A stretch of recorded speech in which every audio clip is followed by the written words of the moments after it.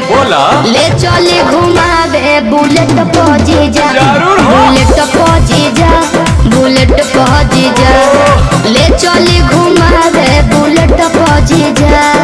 बुझनी हम सब बुझतानी।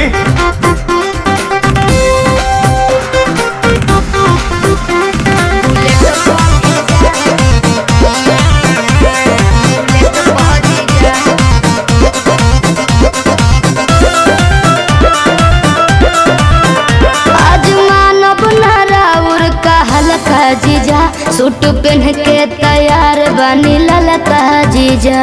अच्छा ठीक बा।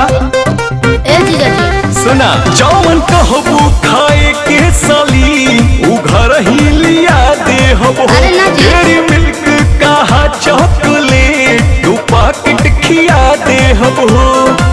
मानम ना हम चॉकलेट पा जीजा, अरे चाउमीन चाट के प्लेट पा जीजा, बुलेट पा जीजा, बुलेट पा जीजा, बोला। ले चले घुमावे बुलेट पा जीजा, बुलेट पा जीजा, बुलेट पा जीजा, ले चले घुमावे बुलेट पा जीजा। अरे भागत काहे बनी?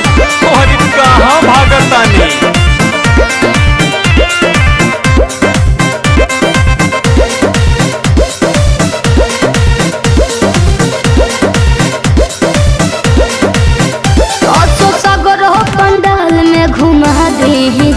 जीजा बिमल से सरधा पूरा जी।